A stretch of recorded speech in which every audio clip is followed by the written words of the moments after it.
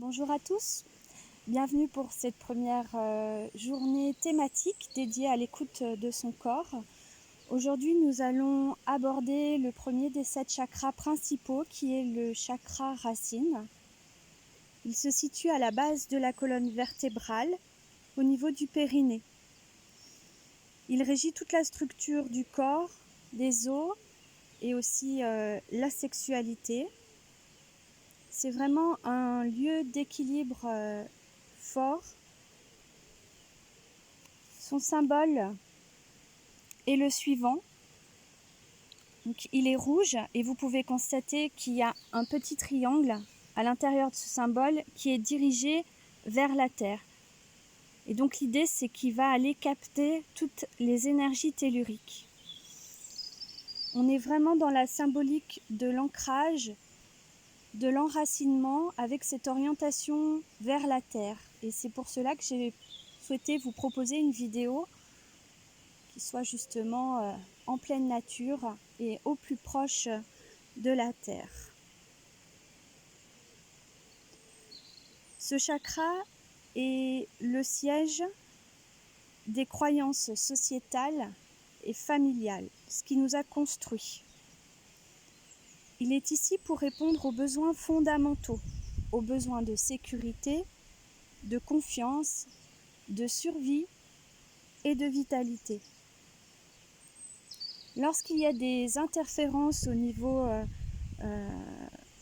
de ce chakra, ça peut apporter certaines fragilités physiques, donc au niveau de la colonne vertébrale, au niveau de la force, sentiment d'être fatigué, de ne plus arriver à avancer, au niveau de la sexualité également. Sur un plan psycho-émotionnel, ça va atteindre la confiance en soi, le sens des réalités, l'acceptation des problèmes du quotidien et le contact à la réalité. Et spirituellement, donc l'ancrage, c'est tout ce qui est acceptation des problèmes, la place qu'on va se faire dans la société. Et il faut aussi savoir qu'il peut y avoir parfois aussi un dysfonctionnement sur un mode hyper et non hypo. Par exemple, une personnalité qui va être tendance à être beaucoup dans le matériel, qui va peut-être moins avoir envie de s'évader, qui va être très, comme on dit, terrienne, mais peut-être un peu à l'excès. Voilà, donc en fait, il faut être vigilant à tout ça, vraiment être à l'écoute de son corps, de ce chakra. Ce qui va aussi pouvoir vous orienter, c'est des fois cette impression d'être un peu tête en l'air, de rêver, de ne pas vouloir vraiment s'ancrer ici, là, dans la vie réelle. Ça peut être aussi un petit manque au niveau de ce chakra. Et voilà, le fait aussi de ne plus avoir de jus dans les jambes, de ne plus arriver à avancer, voilà, vraiment ce manque de peps qui est caractéristique.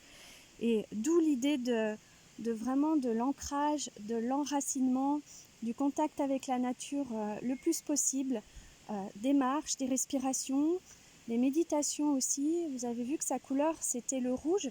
Donc, quand vous êtes en position de méditation, vous pouvez très bien imaginer qu'à partir de ce chakra, il y a une petite cordelette ou des petites racines qui vont venir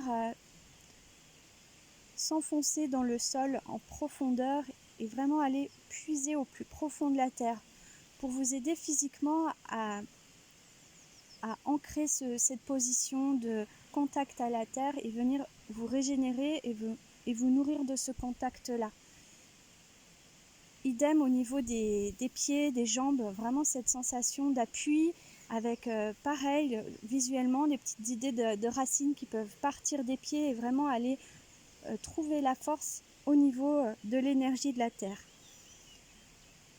Vous pouvez aussi porter des couleurs rouges qui sont en lien avec ce chakra. Dans des méditations, visualisez aussi au niveau du bassin cette couleur rouge. Au niveau des pierres, il faut aller vers tout ce qui est pierres d'enracinement, des pierres de protection comme celle-ci. vous avez de l'onyx noir, vous avez l'obsidienne noire en pierre de protection. Et puis au niveau ancrage, vous pouvez aller vers la cornaline, l'œil de taureau, j'en ai sur mon bracelet par exemple, la jaspe rouge. Donc soit vous les portez en bijoux ou alors vous prenez carrément, vous achetez carrément la pierre et vous pouvez la mettre au niveau de ce chakra. Ce qui est conseillé aussi de manière générale pour harmoniser les 7 chakras et permettre à l'énergie vitale de bien circuler dans votre corps, c'est tout ce qui est sophrologie, yoga, méditation, reiki. Et c'est des techniques énergétiques en fait qui vont permettre justement cette harmonisation de tous les chakras, ce petit check-up dont je vous parlais dans la page de présentation, qui va faire que vous allez avoir beaucoup plus de vitalité, beaucoup plus d'ancrage et beaucoup plus d'harmonie au niveau énergétique dans votre corps. Voilà, et bien écoutez, je vous remercie pour votre écoute et je laisse maintenant Hélène aborder le chakra racine sous le versant de la médecine traditionnelle chinoise. À demain!